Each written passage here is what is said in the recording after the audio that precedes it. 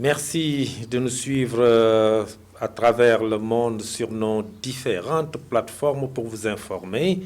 Au sommaire de cette édition, 72 heures pour une ville organisée. Le maire Babacar Diop avait lancé une opération de désengorgement pour une ville organisée.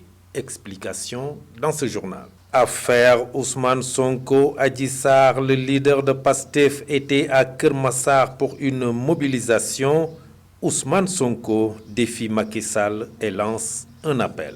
Et puis Noël social, l'association des encadreurs des collectivités éducatives du Sénégal a offert des cadeaux aux enfants démunis et vivant avec un handicap. La page de l'actualité nationale avant celle de l'actualité internationale et la page des sports viendra boucler ce journal. Dans un court instant, le développement.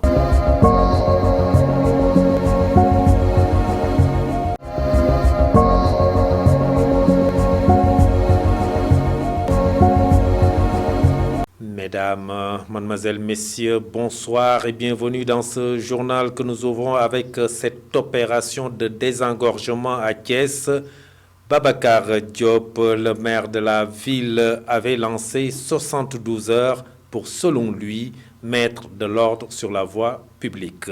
Après les opérations de nettoiement de ville lumière, Thiès a fini de vivre le vendredi, samedi et dimanche des opérations pour une ville organisée. Docteur Babacar Diop, le maire de la ville de Thiès, nous donne ici les explications de ces 72 heures. Il est au micro de Cheikh Fall. Vous savez, après mon élection, j'ai considéré que le cadre de vie était une priorité chez moi. En tout cas, dans mon projet de ville. Et j'ai trouvé un cadre de ville à Thiès agressé. Et je pense qu'en tant que maire de Thiès, je devais agir pour protéger ce cadre de vie. C'est pour ce pourquoi, au lendemain de notre élection, nous avions lancé une grande opération de nettoiement. Ensuite, une opération de ville lumière. Ensuite, une opération de ville intelligente. Mais je pense que tout ceci, c'est bon. Il nous faut avoir une ville propre. Mais nous devons aussi avoir une ville organisée. Et c'est pourquoi nous avons engagé cette grande opération de désengorgement pour enlever les épaves, pour enlever les véhicules qui sont en panne, pour enlever des objets encombrants et pour détruire, par exemple, comme nous sommes en train de le faire ici, le mur que Auchan a construit, mais aussi pour enlever les supports publicitaires qui ne sont pas en règle dans cette ville. On ne peut pas avoir des zones de no man's land à l'intérieur d'une ville. Une ville, c'est des normes. Une ville doit être organisée et c'est pourquoi je pense que nous avons décidé de lancer cette opération de désengorgement qui se déroulera pendant 3 jours, le vendredi, le samedi et le dimanche. Et nous voulons donner de vie et protéger le cadre de vie est agréable. Je vous le disais tout de suite dans le sommaire, affaire Ousmane Sonko, Adji Sarr, le procès commence dans la rue et par la communication. Le leader de PASTEF était à Keur Massar pour une mobilisation. Il défie Macky Sall qu'il peint sévèrement et lance un appel aux autorités internationales. Ousmane Sonko, que je vous propose de suivre, il est au micro de notre correspondante à Dakar, Fatima Seck. En dépeignant l'opposition sénégalaise comme étant une opposition qui serait contre les intérêts occidentaux. Vous avez en face de vous une opposition responsable, républicaine. Le seul irresponsable dans ce pays s'appelle Macky Sall. Il y a le rapport du département d'État américain pour 2021 qui a établi que les assassinats extrajudiciaires de 2021 sont l'œuvre de Macky Sall et de ses forces de défense et de sécurité. Il y a le rapport récent des Nations Unies qui établissent que depuis des années, Macky Sall exerce une répression systématique sur l'opposition sénégalaise et sur la société civile. Des emprisonnements, des interdictions de manifester, des exécutions extrajudiciaires. Il est temps que cela s'arrête. Et je veux appeler cette communauté internationale à raisonner Macky Sall, à l'arrêter avant qu'il ne se produise l'irréparable au Sénégal. Je veux appeler cette communauté internationale à comprendre que les Africains ne sont plus à cette étape moyenâgeuse des années 80 où on pouvait laisser un président tant qu'il signe dans le sens des intérêts occidentaux. On peut fermer les yeux sur les exactions qu'il commet sur sa population. Le peuple sénégalais ne l'acceptera plus. Et je veux rassurer cette communauté internationale que rien ni personne ne peut empêcher le peuple sénégalais de marcher vers sa destinée, de marcher vers sa souveraineté, de reprendre son destin en main et de reprendre tous ses secteurs en main. Cela ne veut pas dire qu'on exclut une collaboration saine et vertueuse entre nous et tous les segments, tous les pays du monde, toutes les zones du monde, Europe, Asie, Amérique. Nous sommes ouverts à travailler avec tout le monde, mais dans le respect mutuel.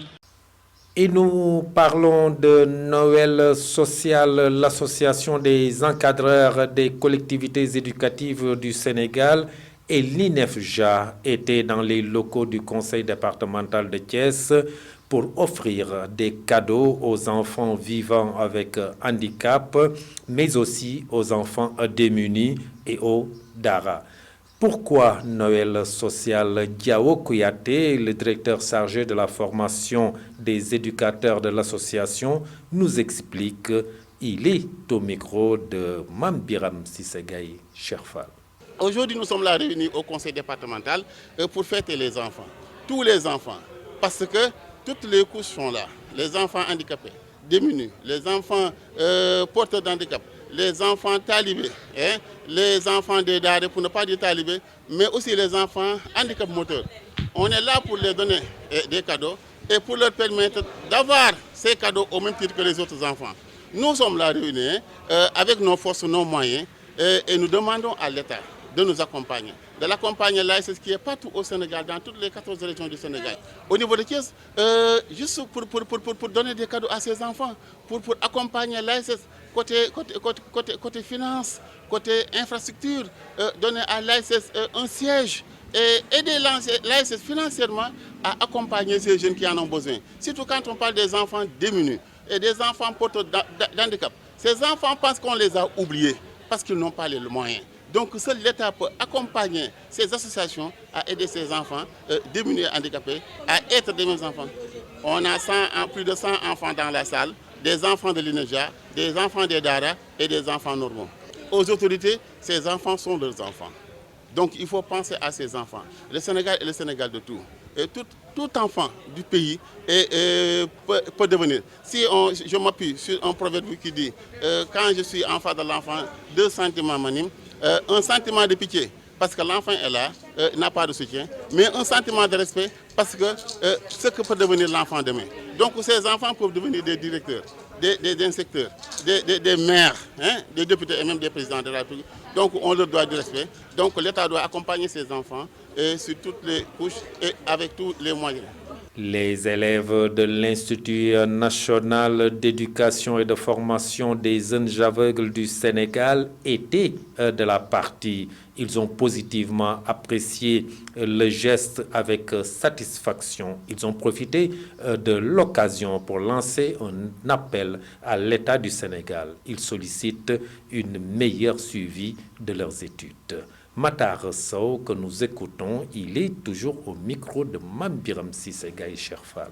Aujourd'hui, je ressens un réel plaisir d'être là, de venir voir mes petits frères, venir recevoir des prix dont moi-même j'ai reçu je faisais partie de la première génération qui a reçu ces prix. C'est lors des balbutiements de la fête des enfants. Ça s'était passé dans l'enceinte de l'INEFJA.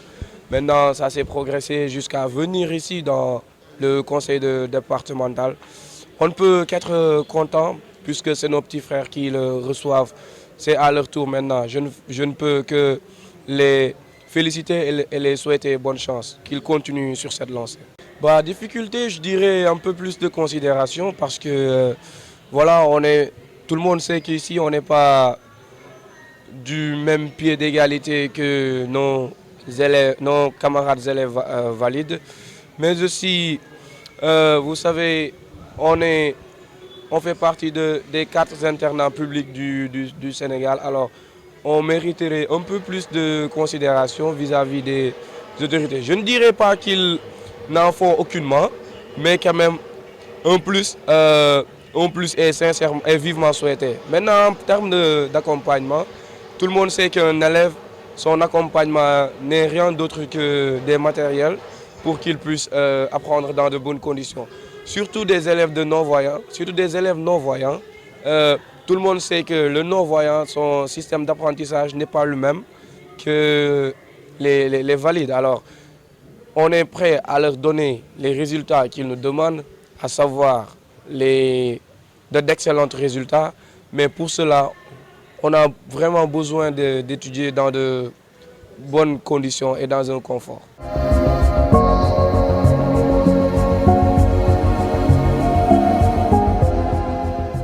Nous reparlons de cette perturbation dans le secteur du transport. Une partie des syndicats décide de maintenir le mot d'ordre de grève face à une autorité qui durcit le ton selon les responsables. La page de l'actualité nationale porte la signature de Fatou Fall. Démarrons les actualités nationales avec la fin de réunion avec la base suite à la rencontre avec le ministre des Transports hier. Le syndicat des travailleurs du transport routier du Sénégal affilié à la CNTS n'a pas eu satisfaction. Même si cette réunion avec la tutelle s'est terminée tard dans la nuit, Alsando, Yegoro Khouma et leurs camarades ont jugé nécessaire de retrouver la base composée de plusieurs délégués pour leur faire part du contenu des discussions avec le ministre des Transports. Mais pour le syndicat, sachant que c'est bien avec Mansour Faye qu'il fallait échanger, on ne pouvait s'attendre à mieux qu'une réunion qui se termine en queue de poisson. Ensuite, bitumage du tracé Aérelao Labgar Linguère. C'est désormais officiel, l'axe Aérelao Labgar Linguère va revêtir le bitume. Les travaux ont été lancés par le ministre des Infrastructures. Mansour Faye a procédé à la pose de la première pierre ce samedi en présence du maire de Aérelao Muntagassi, bâti sur une longueur de 147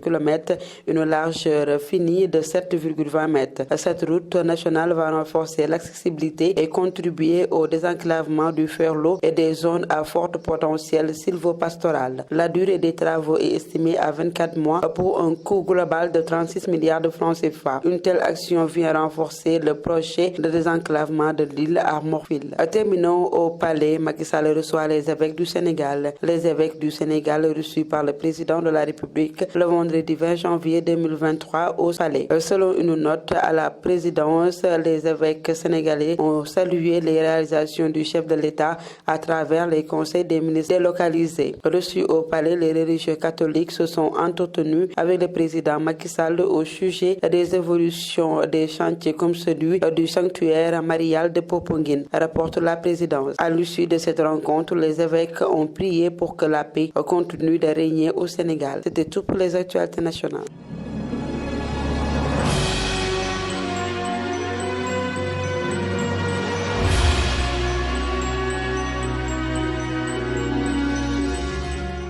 Et sur l'international en Israël, on note une nouvelle manifestation anti-gouvernement. L'ex-premier ministre est parmi les protestataires. La page de l'actualité internationale, c'est un rapide survol signé Mamadou Saturne Diop. L'actualité internationale sur Prestige TV. Hier dimanche 22 janvier, le président français Emmanuel Macron a dû attendre des clarifications de la part du Burkina Faso sur une éventuelle demande de départ des troupes françaises stationnées dans le pays dans un délai d'1 mois. Évoquant une grande confusion, il a expliqué lors d'une conférence de presse à Paris vouloir attendre que le président de transition du Burkina Faso, Ibrahim Traoré, puisse s'exprimer, appelant à garder beaucoup de prudence sur le sujet. En Somalie, au moins 6 civils sont morts dimanche 22 janvier dans une attaque des islamistes radicaux Shebab lorsqu'un kamikaze s'est fait exploser à la capitale Mogadiscio. Dans la fusillade qui a suivi, tous les 6 assaillants ont également été tués et la police annonce que la situation est revenue à la normale. C'est la dernière attaque d'une longue série qui se sont produites depuis le début de l'année. Bouclons ce rapide survol de l'actualité internationale au Moyen-Orient où une nouvelle manifestation rassemblant des dizaines de milliers de protestataires anti-gouvernement a eu lieu samedi à Tel Aviv. L'ancien premier ministre israélien Yair Lapid s'est joint au rassemblement visant à clamer le refus de la politique de la coalition au pouvoir alliant des partis de droite, d'extrême droite et ultra-orthodoxes juifs.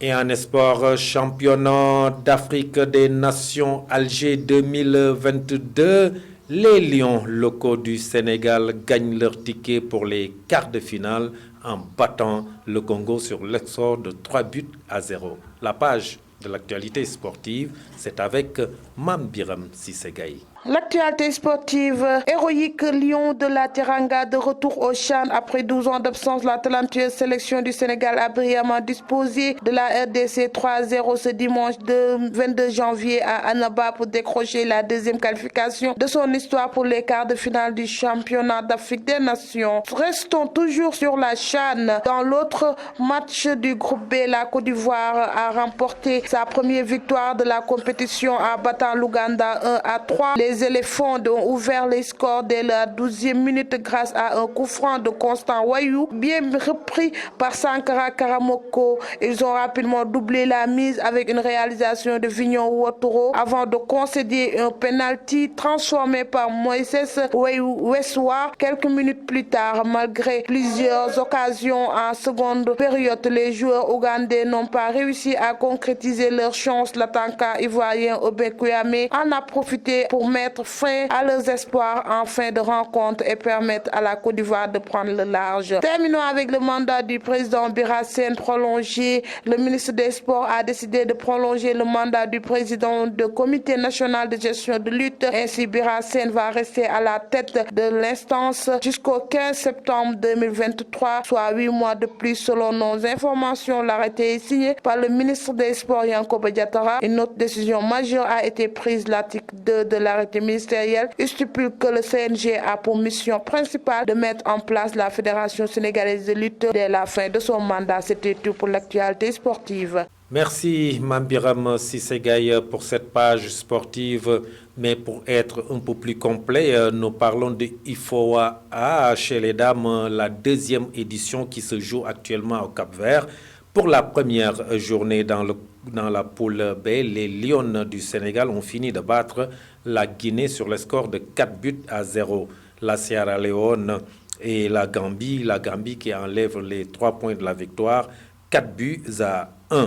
Et la deuxième journée s'est jouée aujourd'hui entre la Guinée et la Sierra Leone. La Gambie qui a rencontré le Sénégal. Nous y reviendrons plus largement dans votre émission Sport prestige. Et en handball, première journée, chez les hommes, US Rail qui bat la Jeanne d'Arc ici au Stadium Lat Dior 24-21. Et chez les dames, Tivaouane a été battu à domicile par Golf qui enlève les 3 points 25-21.